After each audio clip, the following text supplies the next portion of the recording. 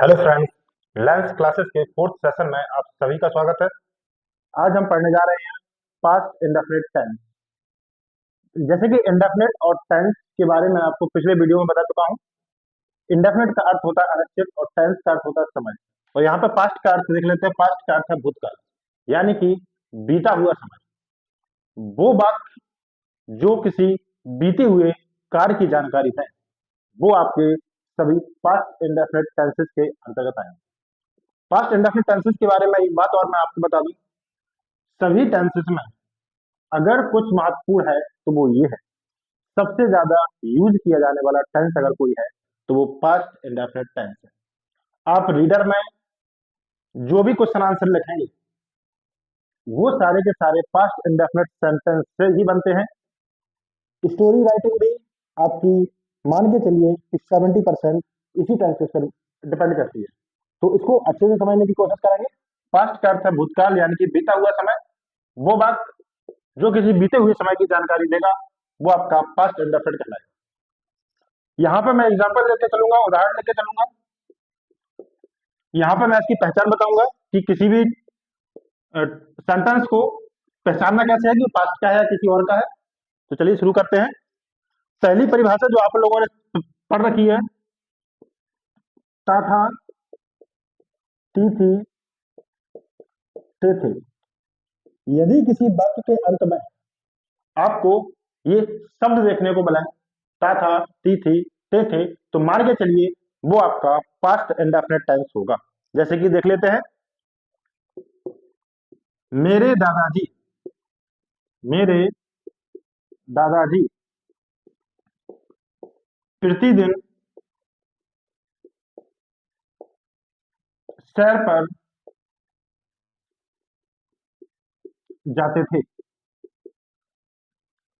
तो समय क्या है, क्या दिखा रहा है कि पहले जाते थे, अब नहीं जाते। हो सकता है दादाजी ही ना हो, तो ये कोई वर्तमान का काम नहीं है। पास्ट में वही बात कहेंगे जो किसी ऐसी घटना को दर्शाएंगे जिनका वर्तमान से कोई लेना देना नहीं है, पूरी तरह से काम कंप्लीट हो गया हो। वाक्य को बनाना कैसे है, वाक्य के पीछे जाना है, वाक्य के पीछे आपको क्रिया मिलेगी। क्रिया क्या है, जाना है। जा कौन रहा है, दादाजी जा रहे हैं। दादाजी किसके, मेरे हैं, तो सब्जेक्ट क्या हो गया, मेरे दादाजी। मेरे क्या होता है, पजेसिव प्रोनाउन है, जो कि मैंने पहले बताया था आपको, माई।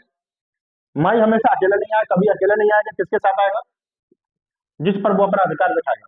तो माई ग्रैंडफादर आएगा। क्या काम हो रहा है, शहर पर जाने का काम हो रहा है, और समय जो है सबसे लास्ट में लिया जाएगा। स्ट्रक्चर क्या होगा बाद में बात करेंगे, फिलहाल इसको बना के देखते हैं। सब्जेक्ट क्या है, माई ग्रैंडफादर। माई ग्रैंडफादर, यहां पर यूज टू का प्रयोग होता है। यूज टू, यूज टू कहां होता है, यूज टू के बारे में बता दो। यदि कोई आदत हो, इसी के साथ लिख लीजिए आप, ता था, ती थी, ते थे के साथ आदत भी जोड़ लीजिए। यदि कोई किसी आदत को दिखाए या दैनिक क्रिया को दिखाए, दैनिक क्रिया यानी कि रूटीन वर्क को दिखाए, दैनिक क्रिया भी जोड़ लीजिए। दैनिक क्रिया को दिखाए, उनमें आप यूज टू का प्रयोग करेंगे।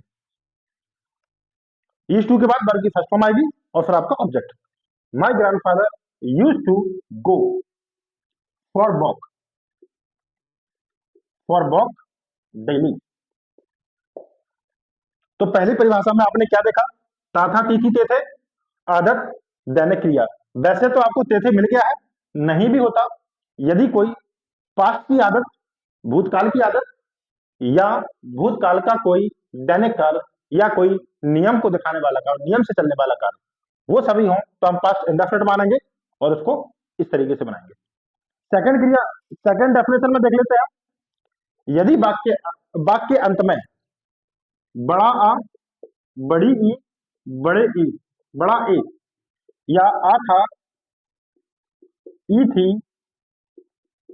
ए थे जैसे शब्द आपको देखने को मिला, तो ये भी आपका पास्ट इंडेफिनिट को दिखाएंगे। ये आपके क्षणिक स्वभाव को भी दिखा सकते हैं। क्षणिक स्वभाव का मतलब है कोई घटना तुरंत घट जाना, चलेगी नहीं, लंबा टाइम पीरियड नहीं होगा, तुरंत के तुरंत चले, तुरंत के तुरंत काम खत्म हो जाएगा। जैसे वह गिर गया, वह मर गया, ये सारे कैसे दिखाएंगे, क्षणिक स्वभाव को दिखाएंगे। तो उदाहरण देख लेते हैं।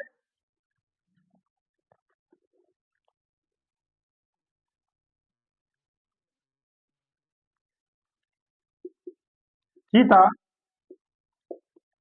मार दिया गया। पीछे बड़ा आ रहा है तो इसका मतलब है ये पास्ट इंडेफिनिट है। अब ये चेक और कर लेते हैं कि एक्टिव है और पैसिव है। लास्ट लास्ट में जाएंगे हम, क्या मिलेगा? मार दिया जाना। मार दिया जाना क्या है? वर्ब है। किल जिसको हम कहते हैं, किसने मारा वो सेंटेंस के अंदर नहीं है। इसका मतलब है कि ये पैसिव में बनने वाला है। काम क्या हुआ? चीता मर गया। चीता क्या है? ऑब्जेक्ट है। इसको हम पैसिव में बनाने वाले हैं। टाइगर,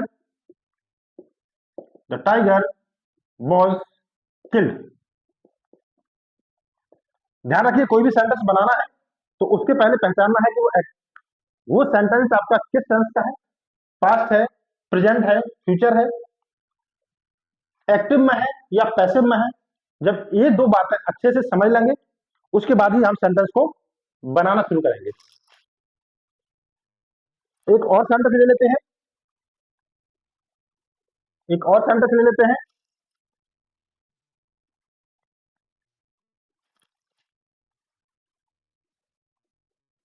वह स्कूल गया, ये भी काम पूरा हो गया है। और पीछे क्या आ रहा है? बड़ा आ रहा है। या चाहो तो इसको लिख लो, गया था, आधा कर लीजिए, कोई फर्क नहीं पड़ेगा, सेंटेंस वही का वही है। ये जो आधा ईटी एते हैं, जब पास्ट परफेक्ट समझेंगे उस समय इनमें डिफरेंस समझेंगे। कभी इनका यूज पास्ट परफेक्ट में भी होता है, कभी इसका यूज पास्ट इंडेफिनिट भी होता है। मोस्टली केसेस में पास्ट इंडेफिनिट ही रहेगा, कभी कभार वो पास्ट परफेक्ट बनेगा, उसकी बात हम आगे जाके करेंगे। मैं स्कूल गया था, क्या होगा? He went to school. जाना क्रिया है, गया कौन है? वह गया, तो वह सब्जेक्ट हुआ आपका। क्रियाओं में ध्यान रखना है कि एक मात्र टेंस ऐसा है, एक मात्र टेंस ऐसा है ये जहां पर वर्ब की सेकंड फॉर्म आती है। जब स्ट्रक्चर की बात करेंगे आगे जाके तो उस समय हम ये बात भी करेंगे। चलिए तीसरी डेफिनेशन देखते हैं।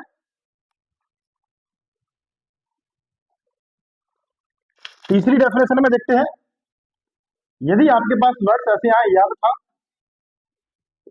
मालूम था, मालूम था, ज्ञात था, ज्ञात था, जानता था या पसंद था, पसंद था, ये सारे के सारे आपके पास्ट इंडेफिनिट टेंस को दिखाएंगे। एग्जांपल देख लेते हैं। मुझे तुम्हारा जन्मदिन, जन्मदिन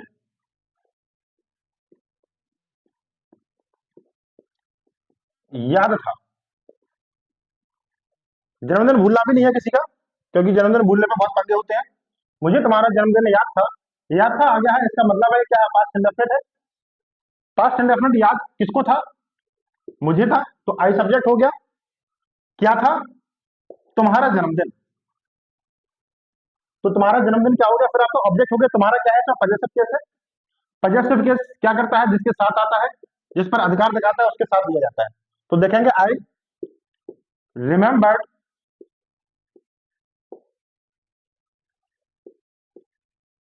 remembered your birthday. I remembered your birthday. तो क्या हो गया? मुझे तुम्हारा जन्मदिन याद था। रिमेम्बर क्या होता है? रिमेम्बर माना होता है याद रखना किसी चीज को। कौन सी चीज याद रखना? जो आप पहले देख चुके हो, पढ़ चुके हो, सुन चुके हो। यदि वो दोबारा वो चीज आपको याद है, यानी कि रिमेम्बर है। तीसरी डेफिनेशन में देखते हैं, ऐतिहासिक घटना, ऐतिहासिक घटना जिसको हम हिस्टोरिकल इवेंट कहेंगे। कोई भी ऐतिहासिक घटना यदि दी हुई है, कोई भी वाक्य ऐसा दिया हुआ है जो किसी ऐतिहासिक घटना यानी कि हिस्टोरिकल इवेंट को दिखाता है, वो सारे के सारे आपके पास डेफिनेट में बनेंगे। जैसे मैं कहूं, झांसी की रानी, झांसी की रानी अंग्रेजों या अंग्रेजों के विरुद्ध लड़ी। झांसी की रानी अंग्रेजों के विरुद्ध लड़ी। क्रिया कहां मिलेगा? पीछे मिलेगा, लड़ना है। कौन लड़ा? झांसी की रानी लड़ी है। किससे लड़ी है? अंग्रेजों से लड़ी है। तो सब्जेक्ट झांसी की रानी हो गया, ऑब्जेक्ट आपके अंग्रेज हो गए, और क्रिया होगी आपकी लड़ना। देखते हैं, झांसी की रानी यानी कि queen of Jhansi, the queen of Jhansi, the queen of Jhansi fought fought against against Britishers. क्या कहेंगे? The queen of Jhansi fought against Britishers.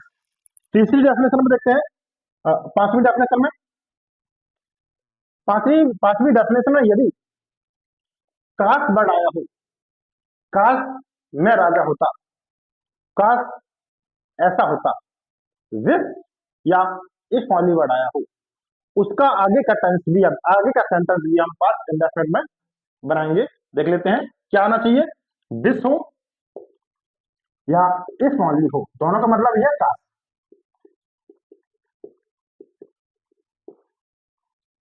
चलिए साफ कर देता हूं उसको, देखते हैं एग्जांपल में लेते हैं। काश वह मुझे प्यार करती,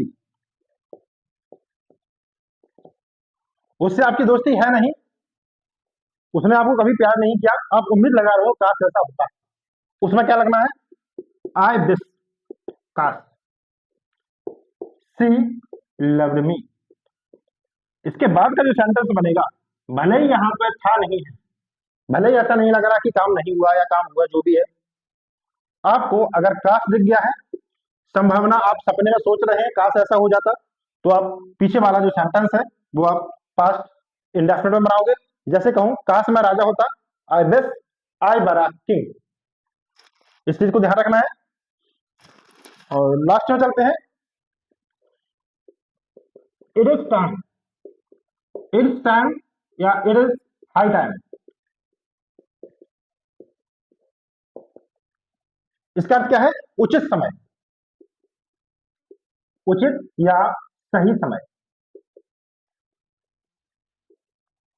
यदि मैं कहूं यह सही समय है जब मुझे एग्जाम की तैयारी करना चाहिए, या यह सही समय है हमारे खेलने का, हमारे चलने का, कोई भी काम करने का, यदि सही समय बताया गया है, कहीं पे आप वर्ड देखा है किसी भी सेंटेंस में कि ये काम करने का सही समय है, आप इट्स हाई टाइम और उसके बाद पास्ट इंडेफिनिट टेंस बनाओगे। हमारे घर जाने का, घर जाने का यह सही समय है, सही समय है, यह वह समय है जब हमें घर चल देना चाहिए। क्या बनेगा? It's high time, it's high time we went to home, we went to, we went home, we went home. To क्यों नहीं लगा है गो के साथ? किसी और दिन बात करेंगे, जब एग्जाम्पल समझाएंगे उसमें देखते हैं इसको। It's high time we went home कैसे बनना है? पास्ट इंडेफिनिट बनना है। इसके बाद पास्ट इंडेफिनिट के स्ट्रक्चर देख लेते हैं, कैसे कैसे बनाना है, कैसे कैसे आते हैं सेंटेंस। इनका हम स्ट्रक्चर देखेंगे। स्ट्रक्चर दो तरीके के सेंटेंस हमने देखे हैं, एक एक्टिव होते हैं, एक पैसिव होंगे। एक्टिव में क्या होगा? काम करने वाला आपका दिया होगा, मुख्य होगा, काम करने वाला मेन होगा। पैसिव में क्या होगा? काम करने वाला आपको नहीं दिया होगा, दिया भी होगा तो जरूरी आपके ज्यादा काम होगा, उसको आपको पैसिव में बनाना है, कोशिश करनी है कि पैसिव में बनना चाहिए। एक्टिव को देख लेते हैं। अगर अफर्मेटिव है, आपका सेंटेंस अगर अफर्मेटिव है, अफर्मेटिव का मतलब है सकारात्मक है, जिसमें ना या कोई क्वेश्चन का गुंजाइश नहीं है, ऐसा वक्त जिसमें ना तो ना है, ना मनाही है, और ना किसी प्रकार के क्वेश्चन की गुंजाइश है, उसको हम सकारात्मक कहेंगे। बनाएंगे कैसे? सब्जेक्ट लगाना है, वर्ब की सेकंड फॉर्म लगानी है, दूसरी वर्ब अगर है, एक से ज्यादा वर्ब अगर है तो टू के साथ आप वो वर्ब लगा सकते हो, अदर वर्ब कह दो उसको।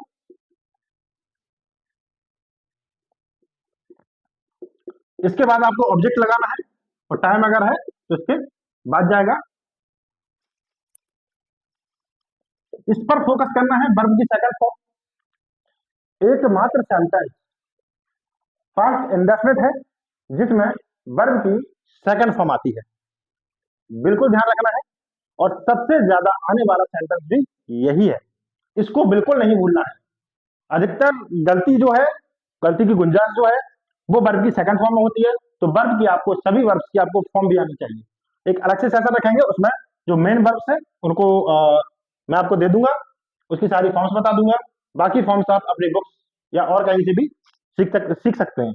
वर्ब्स की सारी फॉर्म आना जरूरी है यदि आप सेंटेंस बना रहे हैं। इसका देख लेते हैं, पैसिव का देख लेते हैं। कोई भी सेंटेंस है अगर अफर्मेटिव में है तो पैसिव में कैसे बनेगा? ऑब्जेक्ट प्लस वॉज या वर्ब प्लस वर्ब की थर्ड फॉर्म। चाहो तो यहां अदर लगा दो आप, बाय प्लस सब्जेक्ट लगा दो और टाइम यहां पे चला जाएगा। अदर के पीछे भी आ सकता है, यहां पे बहुत ज्यादा इंपॉर्टेंट ये नहीं होता है, जहां तक होता है मैन आपको ऑब्जेक्ट वॉज वर्ब और वर्ब की थर्ड फॉर्म, उसके पीछे थोड़ा बहुत आगे पीछे हो जाए तो चल जाता है। ध्यान रखना है वॉज एक वचन के लिए है और वर्ब जो आपका बहुवचन के लिए है। पैसिव में क्या ध्यान रखना है कि वर्ब की थर्ड फॉर्म। जब जब भी किसी भी सेंटेंस को आप पैसिव बनाओगे, भले ही वो फ्यूचर का हो, भले ही प्रेजेंट का हो, भले ही पास्ट का हो, आपको वर्ब की थर्ड फॉर्म लगानी ही लगानी है। यदि कोई टेंस पास्ट इंडेफिनिट है, आपको वर्ब की सेकंड फॉर्म लगानी ही लगानी है। कब लगानी है? सकारात्मकता का बोध हो, ना तो मनाही हो और ना ही क्वेश्चन हो। अगर कोई निगेटिव है, नकारात्मकता का बोध है, तब क्या करना है? सब्जेक्ट लगाना है प्लस डिड लगाना है। यहाँ पे डूडज जैसा हिसाब किताब नहीं है कि एक वचन के साथ डज लगाना है, बहुवचन के साथ डू लगाना है, यहाँ बिल्कुल नहीं है। यहाँ डिड लगाना है, एक वचन हो बहुवचन हो कुछ भी बना रहे, आपको डिड लगाना है, सब्जेक्ट प्लस डिड। अब आपकी वर्ब की फर्स्ट फॉर्म आएगी। यदि कोई और वर्ब है तो आप टू के साथ यहाँ जोड़ दीजिए उसको। बाकी ऑब्जेक्ट और टाइम जैसा है वैसा ही चलेगा। सेम कहानी यहाँ है, नॉट कहाँ आ जाएगा, यहाँ आ जाएगा, कुछ नहीं बदलने वाला है। इसको देख लेते हैं। इंटरोगेटिव है तब क्या करना है आपको? WH वर्ड से स्टार्ट करना है। WH वर्ड कहां पर होना चाहिए? वाक्य के बीच में होना चाहिए। यानी कि हम कह सकते हैं कोई भी वाक्य यदि उसका हमें आंसर देना हो, जवाब देना हो, तो हम उसका जवाब शब्दों में दें, यस या ना में। वो सारे वर्ड जो है वो WH वर्ड में आते हैं। जैसे कि मैं कहूं वह मार्केट क्यों गया, तो क्योंकि आपको पूरी जानकारी देनी पड़ेगी। वह कैसा था, कैसे की जानकारी देनी पड़ेगी। वो सारे WH वर्ड जो है वो आपके आगे लिए जाएंगे। स्टार्ट करेंगे उन्हीं से। यदि मैं कहूं क्या वह मार्केट गया, तो इसकी जानकारी आप हाँ और ना बता सकते हो। गया है तो आप हाँ कह दोगे, नहीं गया है तो आप ना कह दोगे। वो आपका डिड से स्टार्ट होंगे। यदि आप किसी भी सेंटेंस की जानकारी या कहें तो क्या वाक्य प्रारंभ में दिया है तो आप डायरेक्ट डिड से स्टार्ट करेंगे। यदि WH वर्ड क्या जो है बीच में आया है, क्यों आया है, कैसे आया है, तो आप WH वर्ड से स्टार्ट करेंगे। उसके बाद डिड लगाना है, उसके बाद आपको सब्जेक्ट लगाना है, वर्ब की फर्स्ट फॉर्म लगानी है। यदि नॉट आया है तो इधर आ जाएगा। और सेम कहानी जैसे सब में है वैसे इसमें भी करना है। पैसिव को देख लेते हैं। पैसिव में क्या है? WH वर्ड आ जाएगा, पहले स्टार्ट में आ जाएगा, उसके बाद वॉज वर्ड आ जाएगा, उसके बाद आपका ऑब्जेक्ट आ जाएगा, वर्ब की थर्ड फॉर्म आ जाएगी और सेम कहानी। और पीछे क्वेश्चन मार्क लगाना नहीं बोलना कहीं पे भी। ये सभी बच्चों में कमी होती है ये कि क्वेश्चन मार्क बनाते समय भी क्वेश्चन मार्क नहीं लगाते हैं। कोई भी सेंटेंस क्वेश्चन में दिया हुआ है, इंटरोगेटिव दिया हुआ है और पीछे क्वेश्चन मार्क लगाना भूल जाते हैं। तो आज के लिए बस इतना ही। अगले सेशन में इनके कुछ एग्जांपल्स लेके देखेंगे और उसको और डिटेल में जाने की कोशिश करेंगे। ठीक है, तो आज के लिए बाय और टेक केयर।